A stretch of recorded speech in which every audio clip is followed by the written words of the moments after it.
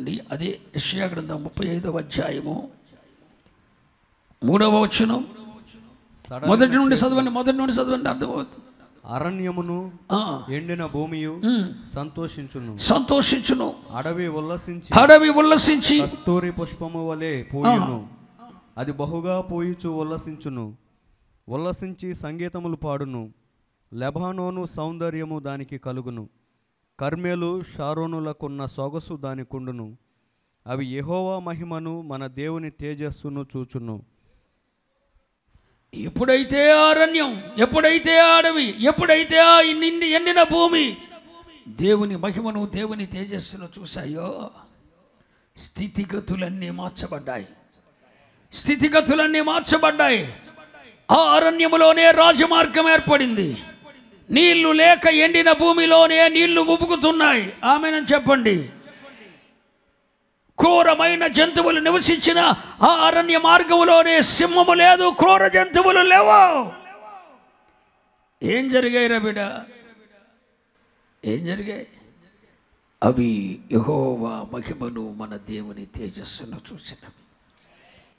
సరే, ఎక్కడ దొరుకుతుంది మహిమ? ఎవరి ద్వారా దొరుకుతుంది మహిమ? ఆ మహిమను మనం ఎలా సొంతం చేసుకుంటాం? దేవుని మహిమను పాత నిబంధన గ్రంథ కాలంలో ఎక్కడ చూసేవాళ్ళంటే చెప్తాను, వినండి. పాత నిబంధన గ్రంథ కాలంలో దేవుని మహిమను ప్రజలు ఎక్కడ చూసేవారు? దేవుని మహిమ ఎక్కడ నివసిస్తూ ఉండేదంటే, ఉదయం ఆరాధనకు వచ్చిన వాళ్ళకి చెప్పాను, దేవుని నివాస స్థానమైన పరిశుద్ధ స్థలము 3 భాగాలని. మొదటి భాగం ఏమన్నాను?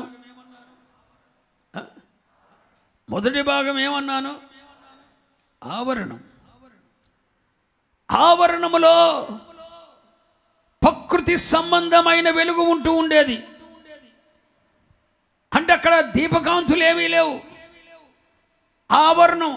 ఆవరణములో పరిశుద్ధ స్థలము 3 భాగాలు. ఒకటి ఆవరణం. ఆ ఆవరణములో ప్రకృతి సంబంధమైన సహజ సిద్ధమైన సూర్యుని వెలుగు అక్కడ వెలుగుగా ఉండేది. అంతే. ఇక ఆవరణం దాటి పరిశుద్ధ గుమ్మము ద్వారా లోపలికి వస్తే, ఆ ద్వారము గుండా లోపలికి వస్తే అదేంటి చెప్పండి? రెండో భాగం ఏంటి? ఇది పరిశుద్ధ స్థలం.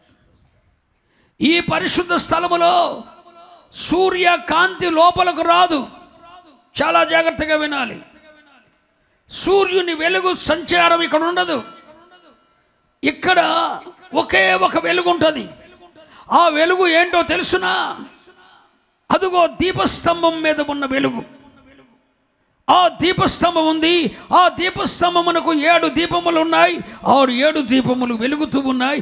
ఆ 7 దీపముల వెలుగులోనే, ఆ దీపస్తంభం మీద ఉన్న 7 దీపములు ఇచ్చే కాంతిలోనే అక్కడ యాజకత్వ ధర్మం జరుగుతూ ఉండాలి. మీరు వినాలి చాలా జాగ్రత్తగా. పాత నిబంధన గ్రంథ కాలములో దేవుని నివాస స్థానము, దేవుని పరిశుద్ధ స్థలం అని పేరు పొందిన ప్రత్యక్ష గుడారములో 3 భాగాలు. అందులో మొదటిది ఏంటి? ఆవరణం. ఆవరణములో ఉన్న వెలుగు ఏ వెలుగు చెప్పాలి? సూర్యుని వెలుగు, సహజ సిద్ధమైన వెలుగు. ఆ వెలుగు నీతిమంతుల మీదను అనీతిమంతుల మీదను ప్రకాశిస్తున్నది. సహజ సిద్ధమైన వెలుగు ఎక్కడుంది? ఆవరణంలో ఉంది. కానీ పరిశుద్ధ స్థలములోకి సూర్యుని వెలుగు ప్రవేశించటానికి వీల్లేదు. మరి పరిశుద్ధ స్థలములో ఉన్న వెలుగు ఏంటంటే, అదిగో దీపస్తంభము యొక్క వెలుగు. ఎల్ఈడిలో చూడండి, ఆ దీపస్తంభం ఒకటి ఉంది. ఆ దీపస్తంభం మీద 7 దీపములు ఉన్నాయి. ఆ 7 దీపముల వెలుగు కాంతిలోనే సేవకుడు సేవ చేయాలి. అంటే పరిశుద్ధ స్థలములోకి వచ్చిన వానికి కనపడే మహిమ ఏంటి? కనపడే వెలుగేంటి చెప్పండి? ఆవరణం దాకా వచ్చేవాడికి కనపడే వెలుగేంటి? సహజ సిద్ధమైన వెలుగు, సూర్యుని వెలుగు కనబడుతుంది. కానీ ఆవరణాన్ని దాటి పరిశుద్ధ స్థలములోకి వచ్చేవానికి కనపడే వెలుగేంటి? మాట్లాడాలి. దీపపు వెలుగు, దీపకాంతి వెలుగు అనండి. అక్కడి నుండి కాస్తంత ఆ పరిశుద్ధ స్థలాన్ని దాటి మరలా ఆ పరిశుద్ధ స్థలానికి ఒక్క నిమిషం అక్కడ ఆగండి. ఎల్ఈడి చూడండి ఒకసారి. ఇక్కడ వరకు పరిశుద్ధ స్థలం. ఇదే భాగం, ఇది ఎన్నోది? రెండోది. ఇది దాటిన ఈ పరిశుద్ధ స్థలానికి అడ్డుగా 4 స్తంభాలు ఉన్నాయి. ఆ 4 స్తంభాల తర్వాత ఏముంది? తెర ఉంది. ఆ తెరను దాటి లోపలికి వెళ్తే అది అతి పరిశుద్ధ స్థలం. అది 3వ భాగం. మీరు వినాలి. ఆవరణ అది అలాగే ఉంచునండి. ఆవరణంలో ఉన్న వెలుగేంటి? మాట్లాడాలి. సహజ సిద్ధమైన వెలుగు. సహజ సిద్ధమైన వెలుగు, సూర్యుని వెలుగు మాత్రమే ఉంది. ఆ సూర్యుని వెలుగు నీతిమంతుల మీదను అనీతిమంతుల మీదను ఒకేలాగా ప్రకాశిస్తుంది. దాన్ని దాటి పరిశుద్ధ స్థలంలోకి వస్తే కనపడే వెలుగేంటి? దీపస్తంభము వెలుగు. హల్లెలూయా. అక్కడ వేరే వెలుగు లేదు, ఒకే ఒక వెలుగు ఉంది, దీపస్తంభము యొక్క వెలుగు. ఆ వెలుగులో ఆ వెలుగు ఉంది. ఆ పరిశుద్ధ స్థలాన్ని దాటి తెర దాటి సంవత్సరానికి ఒకసారి ప్రధాన యాజకుడు ఆ తెర దాటి లోపలికి వెళ్ళేవాడు. అది అతి పరిశుద్ధ స్థలం. ఆ అతి పరిశుద్ధ స్థలములో దేవుడు నివసిస్తూ ఉండేవాడు. చెప్పండి. ఆ అతి పరిశుద్ధ స్థలములో దేవుని నివాసం ఉంది. ఆ అతి పరిశుద్ధ స్థలములో మందసం ఉంది. మందసము మీద కెరూబులు ఉన్నారు. కరుణపీఠం ఉంది. కరుణపీఠం మీద కెరూబులు ఉన్నారు. ఆ కెరూబుల మధ్య అదుగో దేవుని మహిమ నివసిస్తూ ఉన్నది. మీరు ఇప్పుడు నాకు చెప్పాలి, అరణ్యమైనా ఎండిన భూమి అయినా అడవి అయినా ఇప్పుడు మహిమ, దేవుని మహిమ ఎక్కడుంది? ఇక్కడ ఏ వెలుగు లేదు. అతి పరిశుద్ధ స్థలములో ఏ మహిమ లేదు, ఏ వెలుగు లేదు. ఆవరణములో ఉన్న వెలుగేమో సూర్యుని వెలుగు, ప్రకృతి సంబంధమైన వెలుగు, సహజ సిద్ధమైన వెలుగు ఉంది. ఎక్కడ? పరిశుద్ధ స్థలములో ఏముంది? దీపపు వెలుగు. మీరు కూర్చున్న స్థలమే పరిశుద్ధ స్థలం అనుకోండి కాసేపు. అక్కడేముంది? దీపపు వెలుగు ఉంది. కానీ దాన్ని దాటి దేవుడు నివసించే చోటే అతి పరిశుద్ధ స్థలం. ఈ అతి పరిశుద్ధ స్థలములో మందసం ఉంది. మందసం మీద కరుణపీఠం ఉంది. కరుణపీఠం మీద కెరూబులు ఉన్నారు. ఆ కెరూబుల మధ్యలో దేవుడు అక్కడ నివసిస్తున్నాడు. అక్కడ దేవుని మహిమ ప్రకాశిస్తున్నది. అదిగో ఆ మహిమ చూడండి, ఆ మహిమ చూడండి. ఆ మహిమ అలా నివసిస్తూనే ఉంది. అదెవడో వెలిగించిన వెలుగు కాదు, దేవుడే వెలుగు అయి ఉన్నాడు. ఆ వెలుగు అక్కడ నివసిస్తూ ఉన్నాడు. ఇప్పుడు ఆ దేవుని మహిమ చూడాలంటే ఒక మనుష్యుడు ఆ అరణ్యమైన ఎండిన భూమి అయినా అడవి అయినా దేవుని మహిమ చూడాలంటే ఎక్కడికి రావాలి? చెప్పాలి. అతి పరిశుద్ధ స్థలములలోనికి రావాలి. అర్థమైందన్న వాళ్ళు స్తోత్రం చెప్పండి. ఇప్పుడు ఇదేంటి? పాత నిబంధన కదా. ఇదేంటి? మీరు కూర్చున్నదేంటి? ఆ బయట ఉన్నదేంటి? ఆవరణంలో ఉన్నదేంటి? సహజ సిద్ధమైన వెలుగు, సూర్యుని వెలుగు. మరి ఇది పరిశుద్ధ స్థలంలో ఉన్నదేంటి? ఇక్కడ ఉన్నదేంటి? అతి పరిశుద్ధ స్థలంలో ఉన్నదేంటి?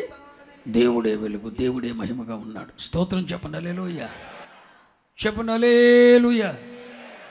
ఇప్పుడు అరణ్యమైనా అడవి అయినా అది ఎండిన భూమి అయినా దేవుని మహిమ చూడాలంటే నువ్వైనా నేనైనా ఎక్కడికి రావాలి? అతి పరిశుద్ధ స్థలములోకి. పాత నిబంధన గ్రంథములో ఒకడు రావాలంటే అది మరణ పోరాటం. ఇక్కడికి వచ్చిన వాడు ఒకవేళ అతనిలో లోపం ఉంటే ఒక మాట చెప్పన, ప్రధాన యాజకుడు సైతము సంవత్సరమునకు ఒక్కమారు మాత్రమే వచ్చేవాడు. ఎక్కడికి? అతి పరిశుద్ధ స్థలానికి. ఈ అతి పరిశుద్ధ స్థలము దేవుని మహిమ చూడటానికి అతి పరిశుద్ధ స్థలములానికి వచ్చేటప్పుడు ఈ ప్రధాన యాజకుడు కూడా తన్ను తాను మొట్టమొదట పవిత్రపరచుకొని ప్రజల నిమిత్తం పరిహారం చేయటానికి రక్తమును తీసుకొని అతి పరిశుద్ధ స్థలంలోకి వచ్చి ఆ అతి పరిశుద్ధ స్థలం దగ్గర ఉన్న అతి పరిశుద్ధ స్థలంలో ఉన్న మందసము మీద ఉన్న కరుణపీఠం మీద ఆ రక్తాన్ని ప్రోక్షించి ప్రజల నిమిత్తమై ప్రాయశ్చిత్తం చేసేవాడు. ఇది చేయటానికి సంవత్సరానికి ఒక్కమారు మాత్రమే వచ్చేవాడు. వచ్చేటప్పుడు తనను తాను పవిత్రపరచుకునేవాడు, తన కొరకు బలులు అర్పించుకునేవాడు, ప్రజల నిమిత్త పరిహారం చేయడం ఇక్కడికి వచ్చేవాడు. వచ్చినోడు తిననేనోడు కాదనుకోండి, ఇక్కడే నాలుగు అడ్డం కలిసి చచ్చిపోయాడు. అందుకనే ఇక్కడ ఈ మహిమ చూడటానికి, యాజకత్వ ధర్మం జరిగించటానికి, వినండి, ఇక్కడ పరిశుద్ధ అతి పరిశుద్ధ స్థలములో ఉన్న దేవుని మహిమ చూడటానికి, దేవుని సన్నిధిలో సేవించటానికి, ఆయనతో సహవాసం చేయటానికి ప్రధాన యాజకుడు వచ్చేటప్పుడు ఆవరణలోనే ఆయన కాళ్ళుకి ఏం కడతాడు? కాళ్ళకి తాడు కడతారు. ఎందుకంటే నువ్వు ఉంటావో పోతావో మాకు తెలీదు. నువ్వు ఆయమన్నుడు అయితే తిరిగి వస్తావు, ఆయమన్నుడు కాకపోతే అక్కడే పోతావు. కాబట్టి నువ్వు వస్తావో రావో నమ్మకం లేదు. కాబట్టి నువ్వు యాజకత్వం చేయటానికి వెళ్ళు, కానీ తిరిగి వస్తావన్న గ్యారంటీ లేదుగా అని కాలుకి తాడు కట్టేవారు. ఆ తాడు ఆవరణంలో ప్రజలు ఉండేవారు. ప్రజలు పరిశుద్ధ స్థలంలోకి రాకూడదు. ఆవరణలో ఉన్న ప్రజల మధ్య నుండి తాడు వదులుకొని పరిశుద్ధ స్థలంలోకి వచ్చేవాడు. పరిశుద్ధ స్థలములో యాజకత్వం చేసి అక్కడి నుండి ఎక్కడికి వచ్చేవాడు?